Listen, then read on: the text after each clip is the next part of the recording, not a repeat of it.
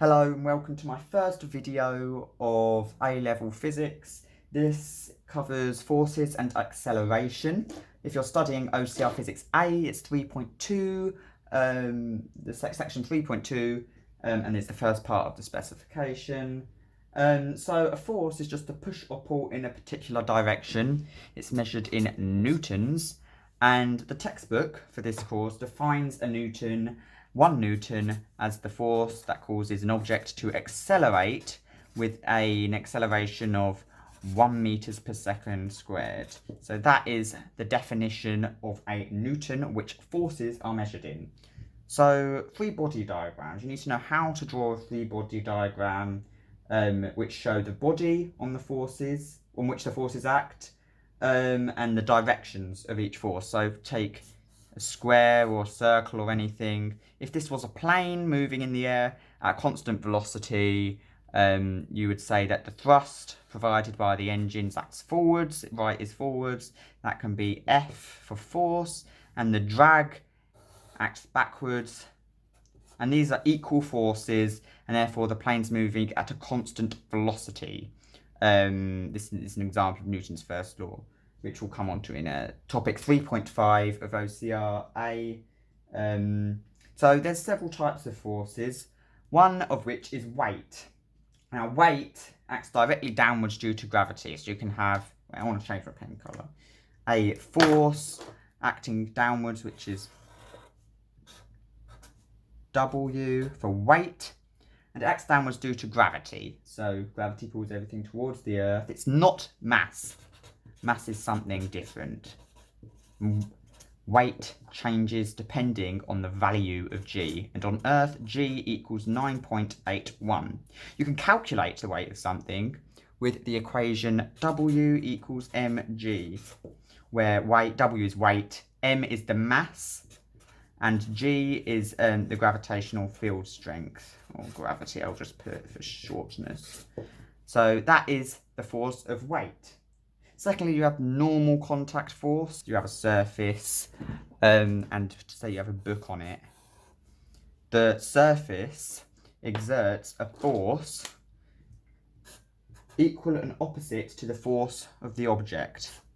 So that is normal force. It acts perpendicular to the point of contact. So here, that is the table. The third type of force is tension. We'll have to kind of like move around my tripod. I'm sorry about that. So tension. Force pulls on an object from both sides. So you have a string, tension that way and tension that way. T. That's kind of self-explanatory one. Friction. Say you have surface and a car. Or you've got, I don't know what that is, but okay. So you have the force generated by the engine, the driving force, and then you have friction, which opposes the direction of motion. So that's in that way. So that is friction. And this is probably going forwards because this arrow is slightly bigger than of friction. I should put friction because they're both F's. That would not make sense. Now the last one I want to speak about, or that you need to know for OCR course, is upthrust. Upthrust is just, it's pretty self-explanatory. It's something that is in water, so an object in water. And then you have, it acts upwards, so it is the upward force that a liquid or gas or fluids, liquids and gas, acts on a body floating in water. I don't know why this water's green, but it tries upwards. A body falling through this fluid will experience both drag and upthrust. So perhaps one of them could be upthrust and the other drag. So that's kind of a bad body diagram. Upthrust would be more like that. So that is the types of forces that you need to know about for OCR, the first OCR 3.2.1 in the specification. Next for this section of the specification are resultant forces. When the forces are unbalanced, so unbalanced forces, there is a net force. This net force will be the resultant force. So for instance, if you have a body as discussed in the last one, perhaps it's a car accelerating with force F and has friction here. You can see that there's a net force. Say the value of thrust or driving force is 8 newtons and friction is 4 newtons. The resultant force of these two forces are the difference between them. So the resultant, it equals 8 minus 4 newtons, and that is equal to 4 newtons, and that is positive because it's going to the right. Okay, well, what if you have forces up and to the side, like this? So you have this kind of force. So we have R vertical and R H. I'm just calling R for the forces, the two forces here. Well, the resultant force of this object is going to be in this direction. So how can you calculate that? Well, if you're given each force as in a question, this, let's say, is 10 newtons and this is 5 newtons, then you can use Pythagoras to calculate the resultant force or the hypotenuse by redrawing these, because you can move vectors in any direction, not in any direction, but anywhere as long as they stay in the direction. So you can actually redraw this as that as RH and this as RV, and therefore if RV is 10 newtons and RH is 5 newtons, I just clocked this, does not make sense because 10 is not smaller than 5. But I will, just bear with. So you can use Pythagoras. So you can say the root of 10 squared plus 5 squared is equal to something which I don't know, I haven't calculated it, but that's how you would find that out, and that is equal to the resultant force of those two forces. Well, if something's at an angle, then you can't really use Pythagoras, because obviously to use Pythagoras you have to have a right angle triangle. So two forces at any angle, for instance, if you have a 5 Newton force here and an 8 Newton force here, and you have 30 degrees in between them. Well, what would you do in this situation? Well, as I said, you can move vectors as long as they stay the same. So I would draw the forces tip to tail. So you can move this force here, the 5 Newton force, to the tip of the 8 Newton force, and therefore the tip meets the tail. So that would be as follows. Like that. So you have the 8 Newton force here, the 5 Newton force here. That would therefore mean, and it's very closely above 1, I shouldn't have done that, that the resultant force is here.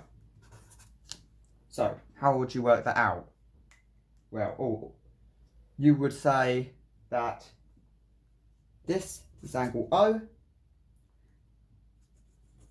this is 30 degrees because of the angle between them, and therefore that's 150 degrees. There are two ways of doing this. You can either, working out the resultant force, use a scale drawing, or you can use calculation, i.e. triangle Pythagoras as said here, or SOHCAHTOA, sine rules, etc., etc. So how would you do this? You need to find this length here, r. So you can use the cosine rule, which is a squared equals b squared plus c squared minus 2bc cos a, some long ass equation, and substitute the values in. I'm going to assume you know this because it's maths. Anyway, you end up with a value of r equals 12.6 newtons. So hopefully, oh, you can't really see what I've done. Oh well, I'll kind of move it down there. Yeah. So now you know how to calculate forces at a right angle or at any angle. You can just use calculation, or if their exam wants you, they can use scale drawing, but I'd definitely recommend calculation because it's so much quicker and easier to do. So, next. Oh, don't fall. Equilibrium of forces. So the textbook defines this as when all forces acting on the object in the same plane are balanced, there is a net force of 0. That is for when all forces acting on an object are in the same plane are balanced. And you can draw a triangle of forces. So say you have an object with a force there, and a force here. How would you know they're in equilibrium?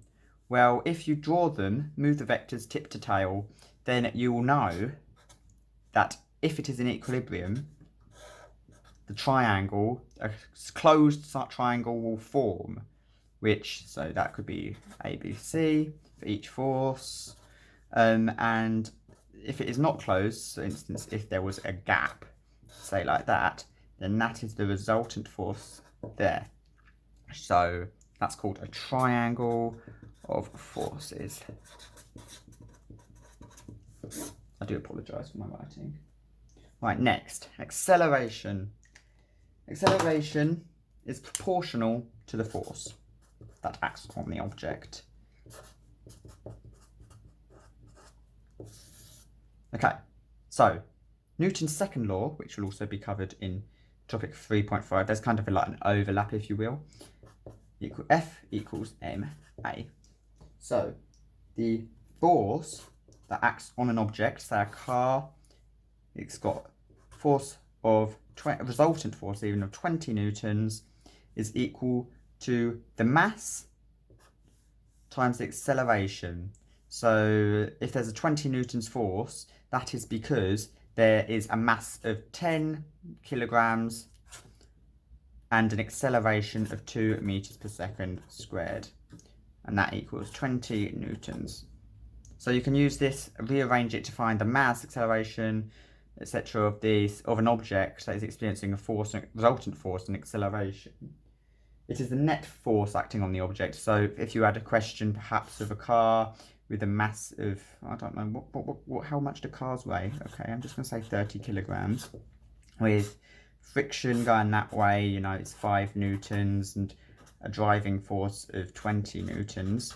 You want to use, for F, the net force, in other words, the resultant force. So the resultant force here is equal to 15 newtons in the positive direction.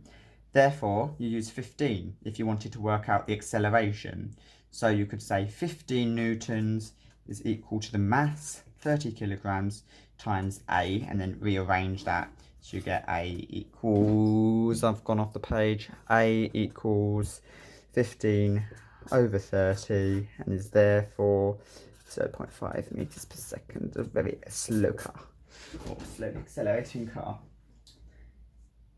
The resultant force, if it is 0, means that 0 equals ma. Well, then you can't have a mass of 0, so then acceleration must be 0, and that shows Newton's first law, because Newton's first law states that the constant velocities, or that resultant force of 0 means that the object is either stationary or at a constant velocity. Well, then it is if there is no resultant force, because there's no resultant force acting to change the acceleration of the car. That covers 3.2.1 pretty much for this video. It's probably very bad because it was my first one, but hey ho. Also, I'm running out of paper. Okay. Well, thank you for watching. Next time I'm going to do 3.2 point something 2, which is, bear with me, it includes drag, terminal velocity, that kind of stuff, which is incredibly boring. But okay. Thank you for watching. Bye bye.